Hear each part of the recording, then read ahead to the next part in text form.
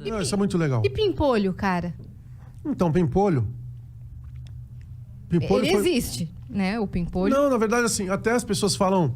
Tem uma galera um pouquinho mais radical que às vezes manda uma mensagem pra mim dizendo que Pimpolho é uma música que fala de abuso, que tem, porque ela tá descendo e manda e sem parar. Ah, falo, porque cara, fala, ela quer parar, ele não quer.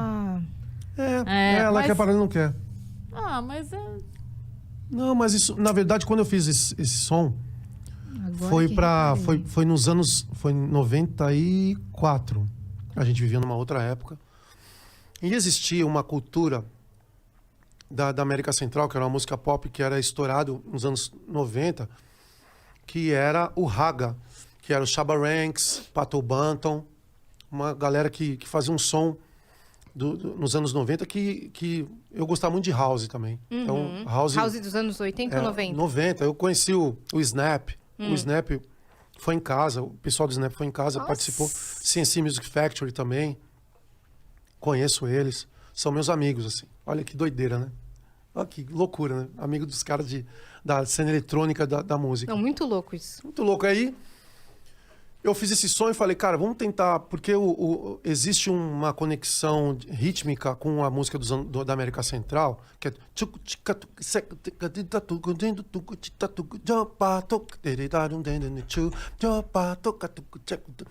Que é uma música que quando a música negra na América Central aconteceu, ela é muito parecida com o que acontecia nos morros aqui no Rio de Janeiro, na Bahia, no interior de São Paulo. Existia uma conexão rítmica.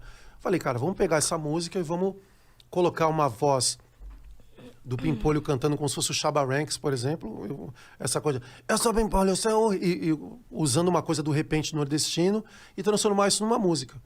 E aí essa coisa de... como é que é? Dança sem parar. Ela quer parar, ele não quer. Porque o Raga era o movimento das cadeiras, da cintura, em que a mulherada e os homens dançavam e desciam. Ter mulherada não é bom usar, né? As mulheres e o samba... Mulherada sim.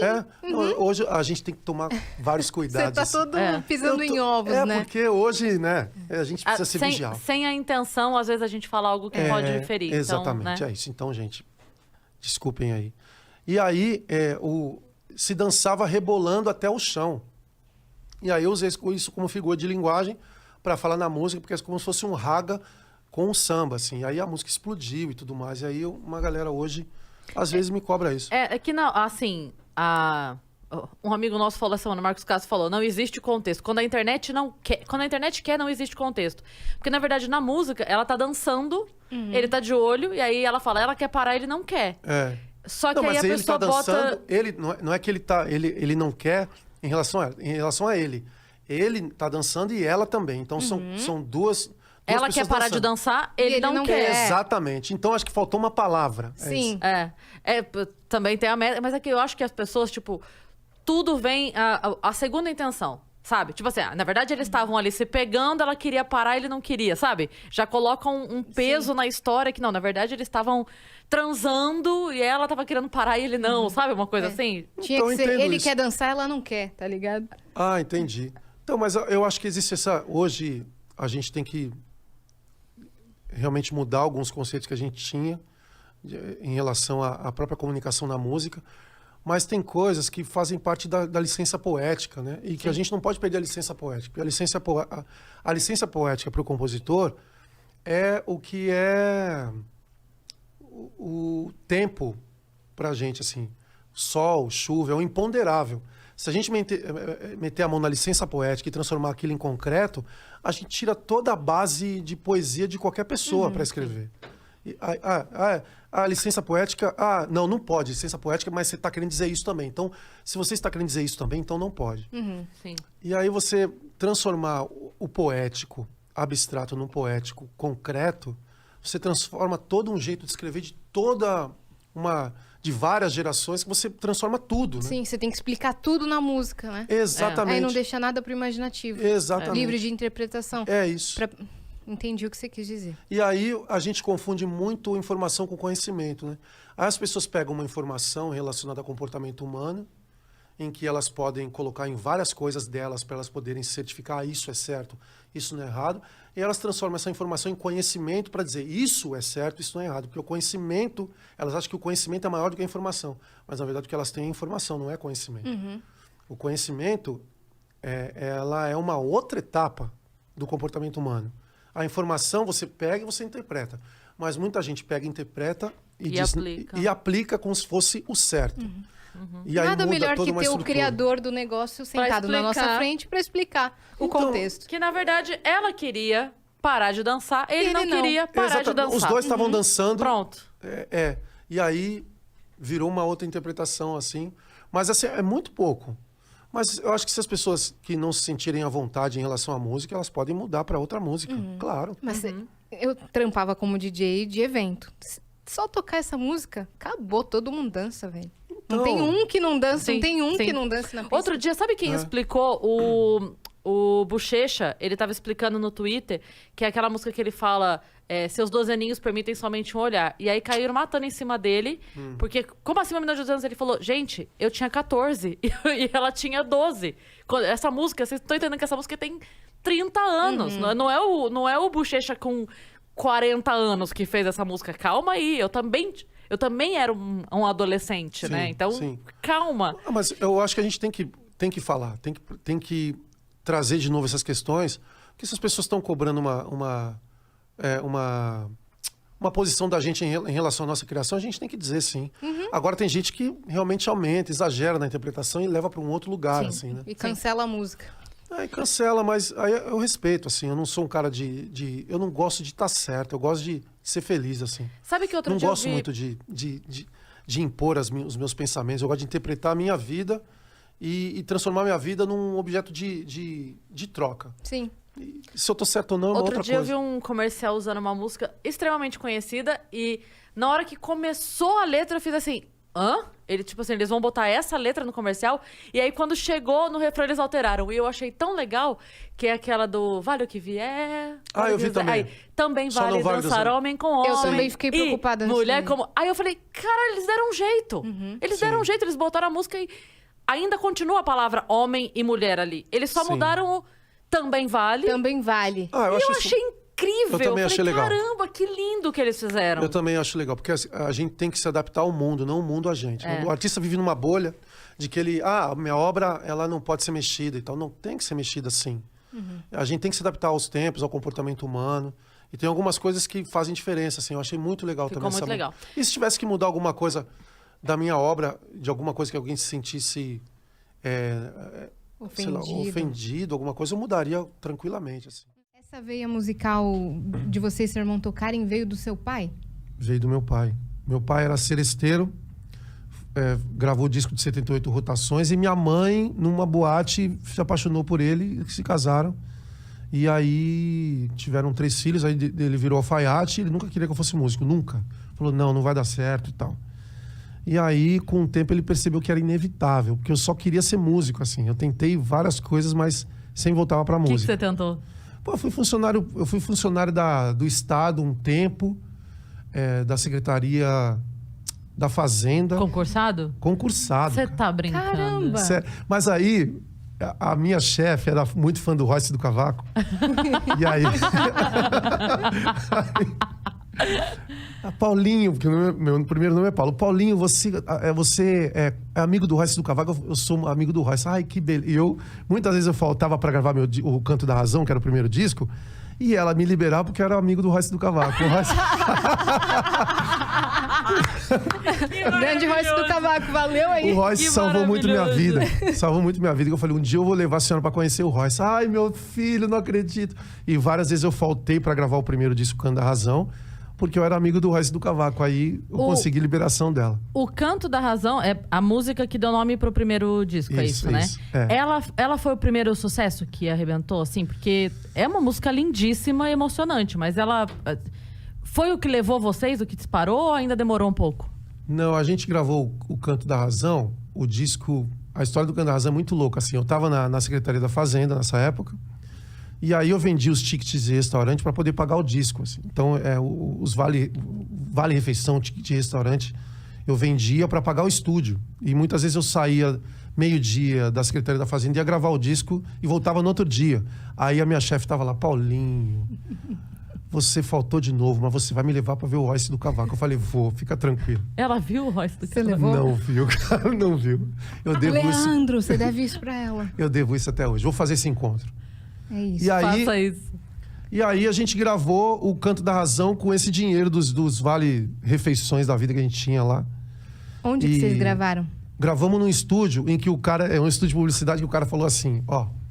Nunca gravei nenhum pagode aqui, mas eu gravei um agora que o cara disse que vai estourar, que é um tal de Raça Negra. Ah, um tal. Mentira! Um tal de raça negra é ótimo. Exatamente. Nesse Foi- estúdio. Nesse estúdio. Foi o Carol. Carol, esse disco. Caroline! É. Meu E aí ele Deus. falou, Tô pô, muito então- chocada. Foi desse jeito. Aí eu falei, cara, então vai dar certo, porque o Carol tá estourado. Ele não sabia, porque ele era da já publicidade. tava. Já tá, foi em 93. O Carol já tava estourado. Tipo assim, nunca gravei pagode aqui, nem samba, tá? É. Mas acabei de gravar um pessoal aí, é raça negra, acho É, que vai dar bom. exatamente. Então vou te gravar também. Foi assim.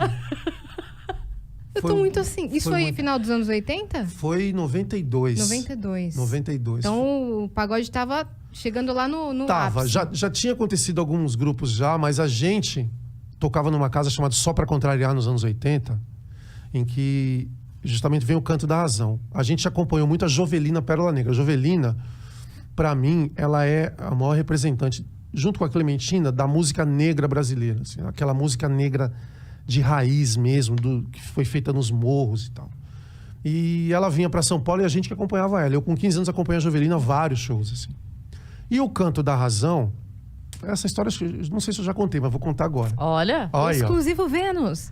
O Canto da Razão, ela é uma segunda versão de uma música da Jovelina chamada Sorriso Aberto. Foi ruim a beça, mas pensei depressa. Numa solução para a depressão, fui ao violão. Eu até gravei essa música, Sorriso Aberto, num disco chamado Sincretismo, que eu toquei todos os instrumentos, é um disco incrível. Um dia, a Jovelina, antes do camarim, antes do show no camarim, ela tirou uma letra do peito dela. É peito, né? Ou seio. O que eu falo? Tudo bem. Tá tudo certo. Qualquer um dos dois. Meu filho, eu tô com uma letra aqui que o Guará me mandou, do Rio de Janeiro, que é um compositor muito famoso do Rio, que faleceu também. Primo do Xande Pilares. E aí ela falou, pega aí as notas dessa música que eu quero cantar ela hoje no samba. E aí ela cantou em 1987, o Sorriso Aberto, e a primeira vez que eu toquei no show. Foi a primeira vez que ela tocou essa música no show. E a partir dali veio uma imagem da Jovelina na minha cabeça, eu falei, cara, eu preciso fazer uma segunda versão de Sorriso Aberto. Foi quando eu compus, junto com o Fogaça, essa música, O Canto da Razão. E as duas são um fenômeno de comunicação nas rodas de samba até hoje. Você, assim. você disse que é uma versão porque é o mesmo ritmo e outra... É como se fosse uma inspiração. Entendi. Assim, uma segunda... Roupagem? Uma segunda... Como se fosse você tivesse se inspirado na melodia, naquela melodia triste. Porque o Sorriso Aberto é uma música que ela fala de depressão nos anos 80. Foi ruim a beça, mas pensei depressa. Numa solução para a depressão, fui ao violão. Fiz alguns acordes, mas pela desordem do meu coração não foi mole, não. Quase que sofri desilusão. Já falava de desilusão, de depressão, de coisas relacionadas ao emocional. No samba, nos anos 80, coisa que ninguém falava. E a partir dali eu comecei a entender de que aquela música prestava um serviço muito grande, além de ser um grande samba das rodas, né? Ela prestava um grande serviço na letra dela. E aí eu fiz... Quantas mal dormidas e em claro eu passei, tentando achar uma saída, mas como eu lutei, falando dessas coisas emocionais na segunda versão. Sim. Eu sei que você tá... Que emoção! Que gostoso ouvir a história da música. É muito cara. legal, né? E aí, essa coisa eu de falar gostava de... do... Sentindo os balangandãs. Ouvindo o som dos tantãs, sentindo os balangandãs, repique, pandeiro, cavaco e viola, a tristeza vai embora, ouvindo o som dos tantãs. E faz todo sentido mesmo o que você falou, porque ela procurou na música a solução, né? Procurei uma solução Para a no depressão, violão. fui ao violão. E essa também é, tipo, ouvindo o som dos tantãs, Sentindo os a balangandãs. tristeza vai embora. A tristeza... quantas mal dormidas e em claro eu passei, tentando achar a saída, mas como eu lutei... A mágoa sofrida, retratos da vida, paixão recolhida. Porém foi tudo ambição, a voz da razão, o canto que o finda, canto que finda o sofrer. Ouvindo o som dos tantãs, exatamente. E olha que história incrível, assim. Depois a gente fez um disco, o Samba Pop Brasil 1, em que eu chamo a Jovelina para cantar esse samba com a gente. A Alcione acabou cantando, para cantar o Canto da Razão com a gente, que participa o Marquinhos Satã, Mauro Diniz, Jorge Aragão, Leci Brandão. E o Marquinhos e a Jovelina, eu chamo ela para cantar, ela não vem para São Paulo porque ela está com depressão. E foi os últimos tempos da vida da Jovelina. Foi uma história maravilhosa, musical, mas ela estava com problemas sérios, assim, relacionados à depressão. E ela, 10 anos antes, cantava uma música que depois ela acabou sofrendo de problemas emocionais, que muita gente sofre hoje. E então, o Sorriso Aberto começa com ela me dando a letra para cantar esse samba no show, vira uma relação de mãe e filho musical, assim. Depois vira o Canto da Razão, uma segunda música, e depois o final é eu chamando ela para cantar e ela não pode vir. Exatamente, a história está muito relacionada. De um ciclo, exatamente. Que coisa de doida. Encontros e coisas relacionadas que a música proporciona. E acabou que ela te mostrando essa música dela te inspirou para gravar o teu primeiro sucesso. E que mudou a minha vida. Sim. Mudou muito a minha vida, essa música e esse disco. Assim. Vocês pretendem voltar para os shows assim que possível? A gente está gravando um disco muito, muito, muito especial pra gente, assim, que é um disco de samba raiz, bem raiz mesmo. Assim. Nossa. Bem tradicional. Mais tradicional do que o primeiro, do que o Canto da Razão, em que a gente convidou o cara que era produtor da Jovelina Pérola Negra para produzir comigo, que é o Milton Manhães, que é hoje ele é um coroa maravilhoso, assim, que ele produziu Zeca, Almir, Fundo de Quintal, um monte de gente nos anos 80. Só nome pequeno, né? Só nome pequeno. E aí ele passou umas 2 semanas em casa, a gente produzindo o disco lá, e o disco tá incrível. Chama Batuque de Magia, é um disco maravilhoso, assim, que tem muita espiritualidade no disco, assim. Inclusive, por incrível que pareça, foi um encontro de muitas pessoas que não se viam. Inclusive um cara que era muito especial pra gente, que é o Rick Batera, que gravou o disco e 2 semanas depois faleceu. Ai, é verdade. Jogando bola, teve um infarto. Olha que história, meninas. É uma história muito incrível, assim. A gente tava gravando o Batuque de Magia, e aí o Batera chega antes, o Rick chegou antes. Não, Leandrinho, ele me chamava de Leandrinho. Leandrinho, eu vou um dia antes no estúdio para passar a batera. Aí ele foi em casa, meu estúdio é em casa, né, gente? Aí ele foi em casa e disse assim para mim: Leandrinho, vou deixar minha batera aqui para você. Vou deixar essa bateria aqui. Eu falei: como assim, Rick? Não, vou te dar minha batera. Vou te dar de presente. Eu falei: como assim? Você vai me dar sua bateria? Vou te dar sua bateria. Você não tem bateria aqui no estúdio?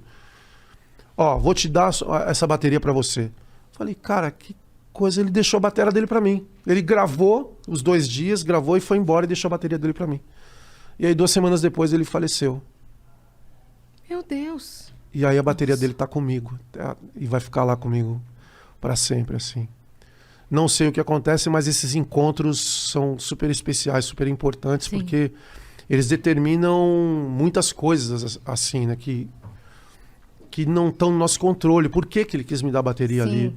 Não sei se necessariamente ele sabia que aconteceria alguma coisa com ele. Mas ele mostrou ali o quanto que eu era importante para ele, o quanto que ele era importante para mim. E ele me deu a ferramenta de trabalho dele de presente, assim. E aí... Nada é por acaso, né? É.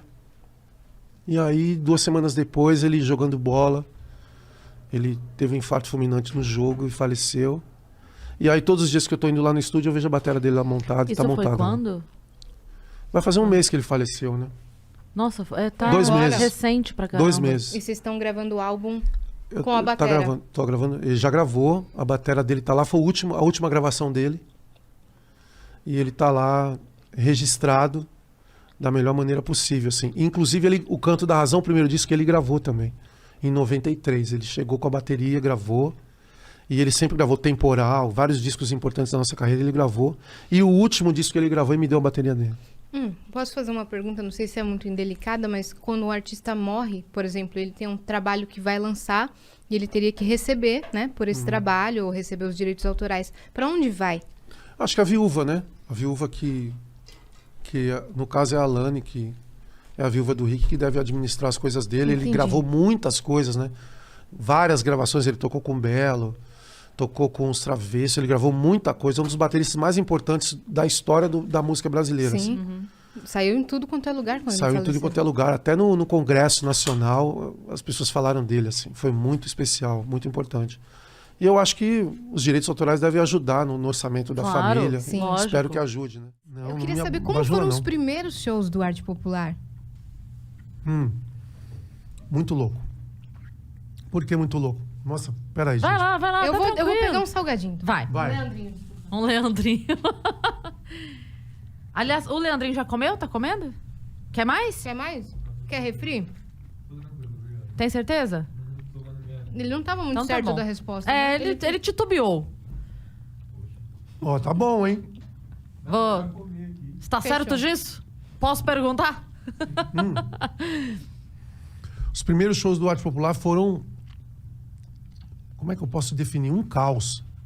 Um caos, porque a gente... Vocês não- É vocês muito bom isso. Vocês adoram o caos, né? O caos é muito bom, né? Mas é bom porque, assim, temos 3 artistas aqui, né? e de ramos diferentes e atuações diferentes e tudo. Mas é muito legal porque a pessoa, ela Ela se vê... identifica. E assim, a pessoa vê muito bom e não sabe que foi uma merda até ficar muito bom. Não, e o né? caos, e aquele caus ajudou muito a gente a ser o que é hoje, né? Dá uma Totalmente. casca, né? Dá uma casca. Eu lembro que a gente gravava alguns programas de TV, dando o telefone do nosso empresário. E o nosso empresário trabalhava num banco. E aí ligavam no banco tal. Pode falar o banco? Vou falar Pode, o banco, pode. Banco da Bahia, boa tarde. Banco da Bahia, mas eu liguei pro telefone do Arte Popular. Não, é aqui mesmo. Pode ligar, pode falar que o show é com nós mesmo. Era assim. Tinha Aí o cara jornada pensava, dupla ali. assim, mano, os caras são foda, eles têm Os um caras banco. têm um banco. Meu Deus do céu. Eu lembro que a gente chegava no show e a gente comprava uns papelões, assim, grandes para poder tampar o ônibus escrito escolar. Que a gente alugava o ônibus escolar. Oh, meu Deus. Pô, mas dá muita dó, não dá, gente? Dá muita dó. Era só perrengues. manter a fonte usada, porque o ar já dava até pra aproveitar, né? Do Arte Popular. Mas aí colocava uma luz no papelão, aí era invisível, dava meio transparente, dá pra ver. Os caras chegaram de escolar, mano. Pô, o cara canta utopia e tal. Fala que eu tô fazendo escola, irmão. É isso, vocês tinham que mandar E a gente tampava. Aulas. aulas. cria. Aula, exatamente. A gente tampava o ônibus, o escolar, para poder chegar nos shows, assim. E muitas vezes, quando a gente chegava, não, mas a gente tá com um papelão no ônibus, coloca o carro, não coloca na frente da casa, não, porque vai queimar o filme, né? E a gente chegava atrás, fazia o show, não tinha estrutura nenhuma, nada, absolutamente nada. Mas ali, a gente entendia que uma revolução musical estava acontecendo. A gente sabia, no fundo a gente sabia, que era uma desconstrução do samba, assim, que ele estava saindo daquele público mais adulto, mais conservador, e indo pro mainstream, né? E que nunca mais aconteceu. Nem o que está acontecendo hoje com os artistas novos de samba, de terem alguns artistas que têm muitas visualizações no Spotify, nem próximo aconteceu o que aconteceu com a gente ali, de ter 50 grupos de pagode tocando no rádio e vendendo como o sertanejo vendendo como o forró vendia. E Nunca todos os aconteceu. canais de TV, pagode samba, pagode samba. Saía um e entrava outro, né? Sim. Tava de saco, ninguém aguentava mais ver a gente, assim. A gente fazia um monte de palhaçada, entre aspas, para poder chamar atenção, mas a gente entende de que só aquela maneira a gente poderia trazer uma comunicação que era acessível para todas as classes sociais. Então existia um propósito ali, não era nada de graça. Eu lembro quando a gente fez o Faustão, o Fausto, que é muito meu amigo, e o último programa dele da Globo a gente fez também agora. Agora ele vai ter um programa na Band, a gente vai lá. Quero ir lá em Fausto. Em breve. Quero ir lá. Acho que tá pra esse ano ainda, né? Tá Não pra é esse isso? ano. Novembro, eu acho.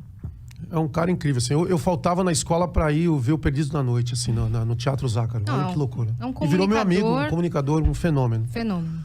E aí, eu lembro que a primeira vez que a gente foi no Faustão, a gente foi... Não foi a primeira vez, acho que é a quarta ou quinta vez que a gente foi falando do movimento Black Power com a Gamamol.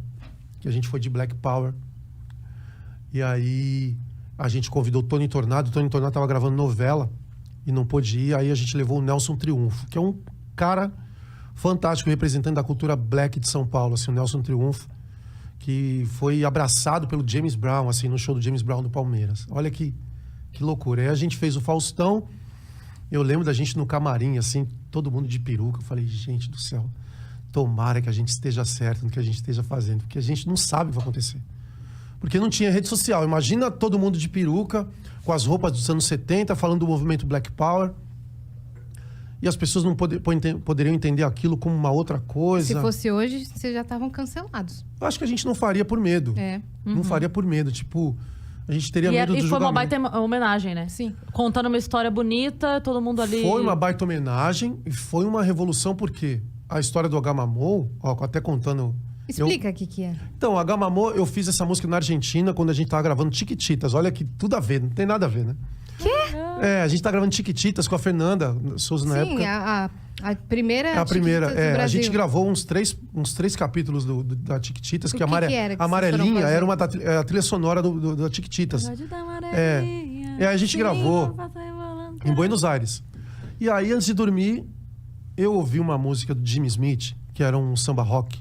Não sei se você conhece. Acho Tem que que conhecer. a né? Yas Tem vai que conhecer. Não, é um samba rock do Jimmy Smith chamado I Got My Mojo. I Got My Mojo. Acho que, de repente, a gente pode tocar um pedacinho dela aí. Não sei se pode, por causa de direitos Pode. autorais. Lógico que pode. Pode. E eu Pega falei, aí. I got my mojo.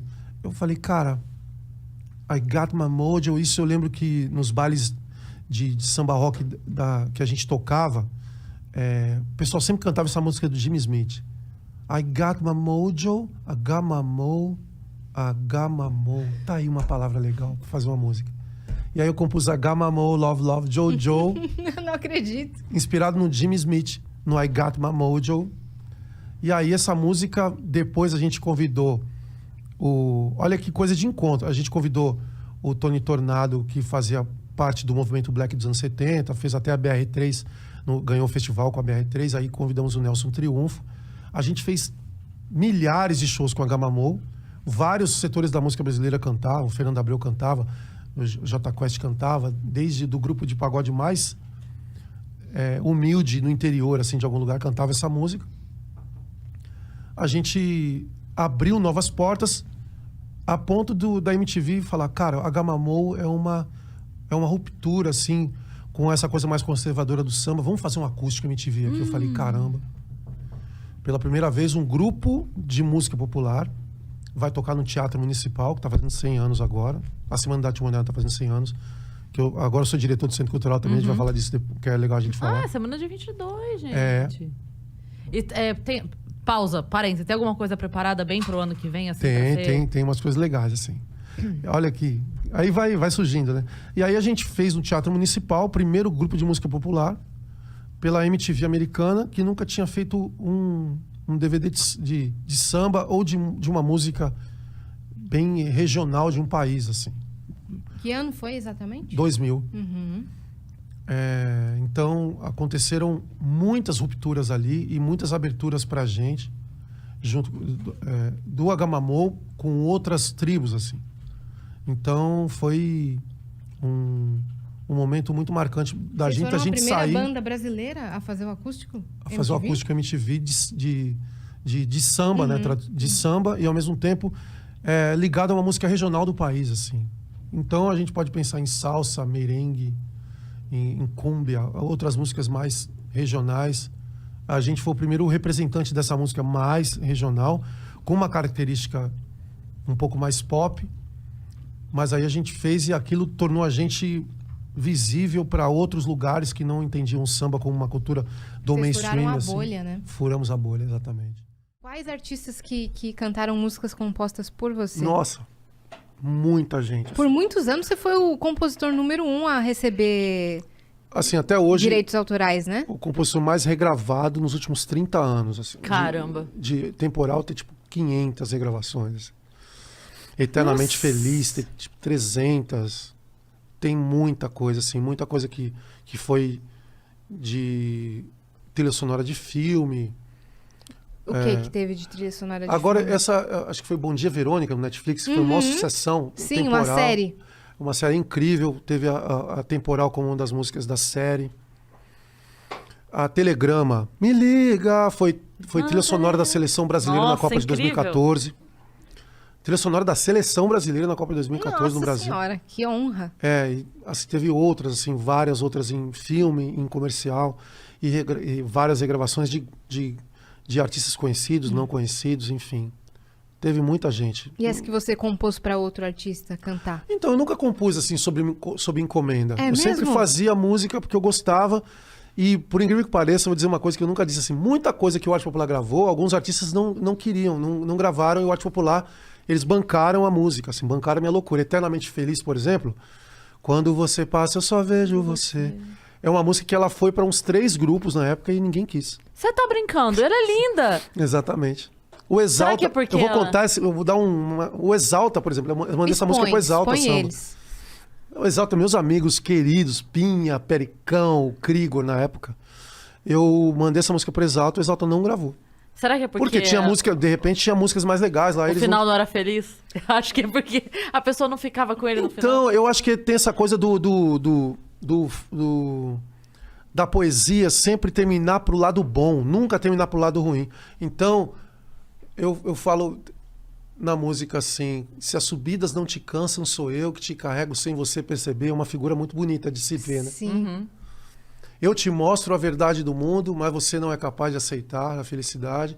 Mas se a vida te der alguém melhor que eu, e se o amor vencer todos os preconceitos, que você seja feliz, eternamente feliz. Então, era tipo uma situação, cara, não vou gravar, acho que eu penso assim, não vou gravar uma música que diz que, tá bom, eu aceito ser ignorado por você. Tudo bem se você for embora. Tudo bem. E se te você desejo ficar- bem ainda. Te desejo. Se você ficar com alguém mais bonito do que eu, que, sei lá, que vai te trazer coisas boas, vai lá e vai ser legal. Cara, eu não posso gravar uma música dessa. Acho que tem que ser alguém que eu vá. Pô, você não me aceita, então dane-se. Então vá, merda. Hoje existe essa rebeldia, né? Sim. De você tomar a rédea de tudo e a pessoa, se ela não gostar, que ela que se dane e tal. E eu falava da aceitação da sua rejeição, que é muito Sim. louco, assim. Eu tô sendo rejeitado por você, então te desejo o dobro. Vai ser feliz e eu vou me reerguer de alguma maneira. É porque essa precisava ser de vocês, entendeu? É. A cada escolha que eles tomaram, culminou... Exatamente. Você chegou a ficar internado e tudo. Cara, eu Como é que fiquei- foi isso? Meu, muito louco. Eu fiz um projeto que é o Samba Cura Live, que foram 50 artistas no Instagram, cada um fazia 20 minutos e entregava pro outro no Instagram. Era tipo uma corrente, por causa da pandemia, eu resolvi juntar os artistas para fazer esse evento.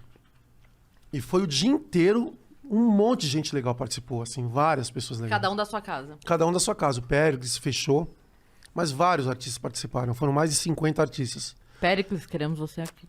Muito. Pericácio é irmão.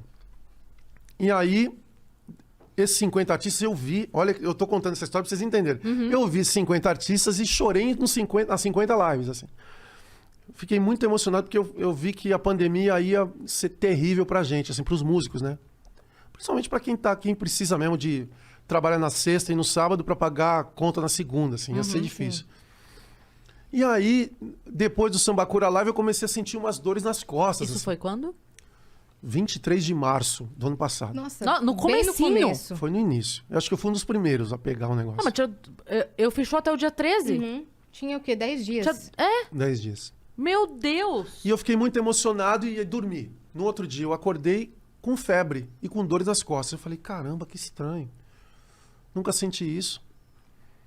E aí, falei, cara, será que eu vou no hospital? Aí se liga a TV, não sai de casa, não vai pro hospital. Não vai. Tá lotado, tá não sei o quê. E aí eu fiquei 5 dias mal em casa, assim. Aí quando eu não aguentava mais, eu fui, o médico falou, eu tenho que te internar agora. Porque seu pulmão tá bem mal, assim. Você vai direto pra UTI. Eu fiquei 6 dias. Meu Deus. E aí, minha mãe é uma velhinha maravilhosa de 80 anos de idade. Eu não avisei minha mãe. Minha mãe ligava. E aí, filho, comeu? Eu falei, comi. Eu tava na UTI. E aí, foi assim. Então, eu fiquei na dúvida. Quando eu vi essa notícia, eu fiquei na dúvida. Ela sabia que você estava no hospital internado, mas não na UTI? Ou ela não sabia nem que você estava no hospital? Não sabia que eu tava doente. Pra não preocupá-la, você não falou? Não falei. Porque foi uma decisão que eu tomei ali na hora para preservar minha mãe, assim. E só sabia, meu filho sabia, meu empresário sabia, meu irmão, 3 ou 4 pessoas. E aí eu não fui entubado nem nada, mas eu fiquei bem mal, assim. E aí no segundo, no terceiro dia, foi muito engraçado, porque as pessoas ficavam brigando no hospital para poder me atender, assim, que todo mundo era fã. Não, agora quem vai atender ele sou eu, você já atendeu ontem. E eu ficava ouvindo, assim. Falei, meu Deus, eles estão brigando para poder Me ajudar aqui. trocar o meu avental. que coisa mais louca. Eu vou ver isso. ele pelado agora, sai daqui! Alguém pediu pra você cantar? Pediram, sempre pedem, cara. Não, pera. Sim, Você tava internado e pediu pra você cantar. sim. Eu sabia Você que a com o resposta ia pulmão ser sim. comprometido. Não, Todo não é ferrado. Pediram, cantei um pedacinho de... Sempre tinha um... Não, pior é que é o seguinte, né? Cara, Por que você escolheu cantar nessa hora? Tô rindo de Que não dá nem pra nervoso aqui. respirar. não, é cantar e tirar foto, assim. Eu tirei foto. Ah, não, né? Não é possível isso. É, meu, tem Isso cada dava coisa. um ânimo? Ou... Eu acho engraçado. Eu não sou, como eu falei pra vocês, eu não sou aquele cara que eu acho que essa coisa do desejo da pessoa estar perto de você ou querer tirar uma foto, eu acho que isso mesmo que sejam em situações delicadas assim, eu acho que é engraçado, vira engraçado, entendeu? Sim, por isso que a gente tá rindo. Ô, mano, vou contar essa o enfermeiro chegou, pô, Leandro, come aí, cara, você não tá comendo, tem muita gente que depende de você, irmão, você é um ídolo nacional, come aí. Eu ficava, cara, eu vou comer, mano, fica tranquilo. O cara me dava uma fofo, dura. cara, é, muito mas fo- Uma dura muito fofa, legal, né? Muito, Uma dura fofa. Tipo, pô, a gente não pode te te perder. perder. Não, É isso, né? exatamente. Isso é E aí- patrimônio histórico, irmão. Quando você morrer, vai ter nome de rua e tal, mano. Ele que te vai falou virar samba isso? enredo. Não, esse aí Ah, foi tá, outro. foi outra pessoa. Vai virar samba enredo, vai ter placa e tudo. E Falei, você assim, meu Deus, tomara que demore, né? Falei, não, vai demorar, mano. Fica tranquilo. Aí eu comia. Graças a Deus, depois eu fiquei super bem, não tive nenhuma sequela nem nada. Mas aí eu fiquei esse tempo todo com medo também em casa, fazendo coisas, criando novas músicas do Batuque de Magia. O Batuque de Magia, que é esse disco que a gente tá gravando, tem metade do disco que é antes do Covid e outra metade pós-Covid. Então as músicas pós-Covid são mais profundas, em que eu falo de coisas que são mais ligadas ao emocional. Então é um disco incrível, assim. Tá maravilhoso. Tá com Você previsão de sair quando? Agora, daqui uns 90 dias. Você acha Acho que você que mudou dezembro. esse olhar? Você Ah, eu percebe mudei que você muito. mudou, assim... Eu acho que eu mudei demais, assim. Principalmente na relação com o presente. Eu sempre vejo essa coisa que eu não gosto muito da internet, de todo mundo ter a solução para tudo, assim. Tipo, hoje até na questão musical, assim, você que está procurando um empresário, ou você que tem um hit, ou você que precisa de um hit para estourar no Spotify, eu tenho a solução. Essa coisa do planejamento de tudo, eu deixei isso de lado e comecei a ver exatamente o aqui e agora. Assim, por exemplo, eu não estou no celular assim quando eu estou conversando com vocês para respeitar e para curtir o presente, entendeu? Então a gente eu também gosto, faz isso. eu gosto muito de pensar no agora e não planejar demais para não criar muita expectativa assim em relação às coisas. Então eu criava muita expectativa e eu planejava muito. Uhum. E não aproveitava o momento que você estava naquele exato Exatamente. momento. E aí, lá na UTI, eu comecei a entender de que nada valia de todo o planejamento que eu fiz, né? Você chegou a ficar desacordado? Não. Você estava consciente o tempo todo? Eu estava Graças a consciente com Deus. aquele avental maravilhoso. E aí eu dividi o meu dia, esses 6 dias na UTI, eu dividia meu dia, tipo, li um livro, dava umas caminhadas no meu quartinho em volta da cama, ouvia uma música, eu dividia o meu dia em várias pequenas tarefas que aquilo me deixava maior e aumentando a minha confiança. E já se sabia como tratar nesse período? Não, né? Esse que foi o problema. Não se sabia o que o médico falava, que ele chegou a falar pra mim, ó, se você se sentir mal, volta pra cá, correndo. Assim, era tipo, Quando você saiu? você tá bem, mas a qualquer momento você pode estar ruim de novo. Então, se sentiu falta de ar, vem pra cá correndo. Qual E graças a hospital Deus que eu foi? nunca... Foi ali na Zona Norte, ali... Ai, meu Deus, como é que é o nome do hospital? Olha, esqueci. Não, porque mudou o nome do hospital. Eu vou lembrar. Peraí, eu vou lembrar, eu falo até o final. Mas foi um hospital maravilhoso. Foram 5, 6 dias, é isso? Você falou que ficou? 5 dias? 6 dias. 6 dias no total. É. Mas você falou que já estava 5 antes sentindo mal, eu mais fiquei- 5 lá. Quando você saiu, você estava zerado? Eu fiquei zerado, assim, eu fiquei super bem. Porque, graças a Deus, eu nunca tive nenhum tipo de vício, que eu acho que isso me ajudou, a escolha que eu fiz lá atrás